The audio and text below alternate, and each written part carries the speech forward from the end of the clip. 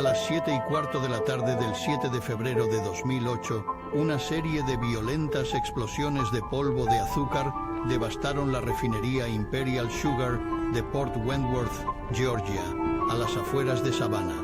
Las explosiones se propagaron por los edificios, alimentadas por la acumulación de polvo de azúcar combustible y azúcar derramado por los equipos. Los gruesos suelos de hormigón se levantaron y las paredes de ladrillo volaron hacia las escaleras y las zonas de trabajo, bloqueando muchas rutas de salida. El fuego se propagó rápidamente. 8 trabajadores murieron en el lugar de los hechos. Otros 6 fallecieron más tarde en un centro regional de quemados. Decenas más resultaron heridos. Los enormes edificios de empaquetado de azúcar de la planta fueron una pérdida total.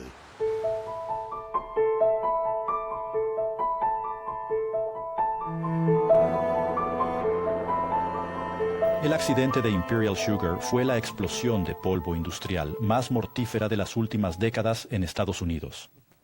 Pone de relieve la extrema gravedad de los riesgos derivados del polvo combustible. Había importantes acumulaciones de polvo de azúcar y azúcar granulado, derramado en las superficies de toda la instalación. Se daban las condiciones para un accidente catastrófico. El extenso complejo azucarero de Port Wentworth comenzó a funcionar en 1917 y creció hasta convertirse en una de las mayores instalaciones de refinado y envasado de azúcar de Estados Unidos. El azúcar granulado de la refinería se almacenaba en 3 silos de 30 metros de altura y luego se transportaba a los edificios de empaquetado, donde se envasaba para su distribución. El azúcar granulado también se transformaba en productos especiales, como azúcar moreno y azúcar en polvo. El azúcar se transportaba mediante un complejo sistema de elevadores de cangilones, transportadores de tornillo y cintas transportadoras. Durante este proceso, el azúcar se derramaba por el suelo de toda la zona de trabajo. En algunos lugares, el azúcar derramado tenía varios centímetros de profundidad. Este azúcar también contenía partículas finas que se transportaban por el aire. Además, se utilizaban molinos de martillos para triturar el azúcar granulado y convertirlo en azúcar en polvo, lo que generaba aún más polvo. Las máquinas estaban conectadas a un sistema de captación de polvo, pero su tamaño era insuficiente y estaba en mal estado, y no estaba conectado a los elevadores de cangilones ni a las cintas transportadoras. Cantidades significativas de polvo de azúcar se escapaban a las zonas de trabajo. Los trabajadores utilizaban habitualmente aire comprimido para limpiar las máquinas de envasado, lo que dispersaba aún más el polvo de azúcar por los edificios. Con el tiempo, grandes cantidades de polvo se acumulaban en superficies elevadas y difíciles de limpiar, como conductos, vigas y luminarias. Estas superficies no se limpiaban con la frecuencia suficiente para mantener siempre el polvo por debajo de los niveles peligrosos. En el túnel situado bajo los silos de azúcar, el azúcar granulado fluía a través de tolvas hasta una larga cinta transportadora de acero. De vez en cuando, los terrones de azúcar se atascaban en uno de los conductos, bloqueando el flujo de azúcar en la cinta, derramando azúcar en el suelo y liberando polvo en el túnel. Pero el túnel era grande y ventilado, por lo que el polvo no alcanzaba concentraciones explosivas.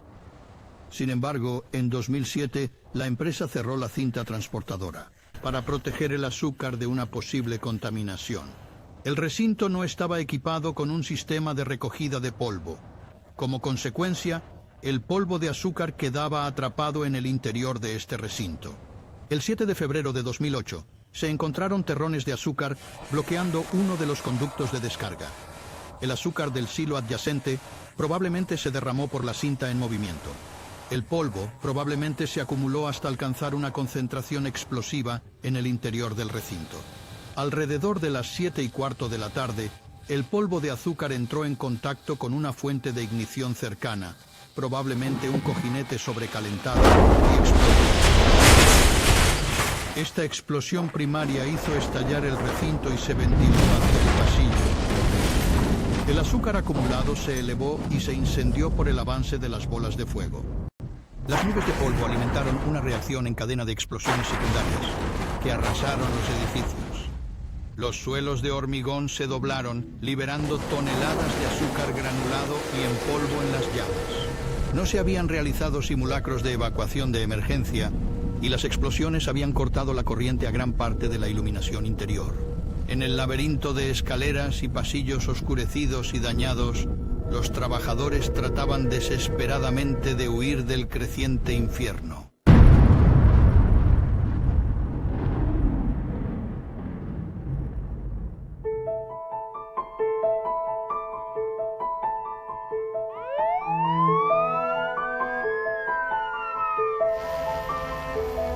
La CSB descubrió que la correspondencia, que se remontaba a finales de los años 50, mostraba que los directores de la planta de Port Wentworth eran conscientes de la naturaleza explosiva del polvo de azúcar y el peligro de las acumulaciones de polvo.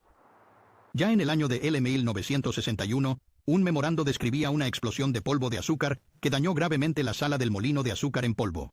A pesar de que desde hacía tiempo se era consciente de la naturaleza explosiva del polvo de azúcar, no se hizo lo suficiente para gestionar el peligro.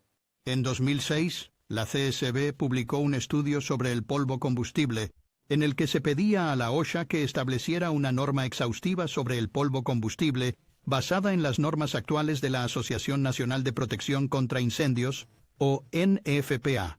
En octubre de 2007, la OSHA comenzó a aplicar un nuevo programa nacional de énfasis para aumentar el cumplimiento de la normativa vigente relacionada con el polvo combustible.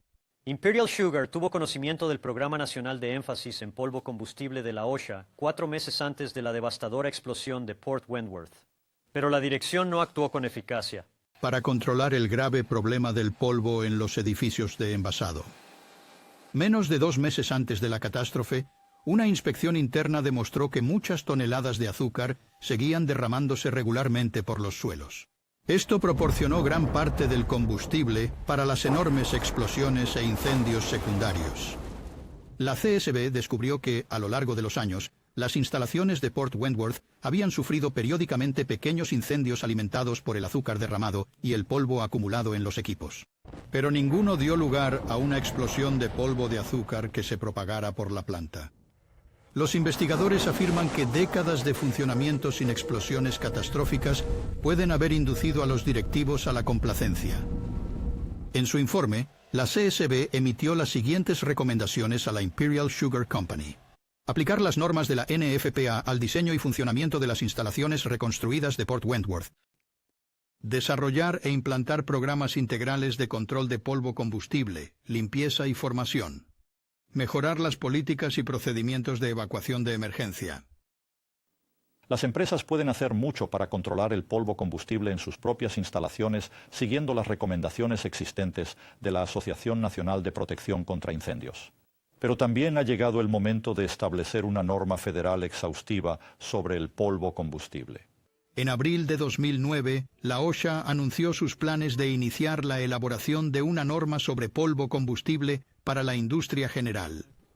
En su informe final sobre el accidente de la azucarera Imperial, la CSB recomendó que la OSHA avanzara rápidamente con la nueva norma.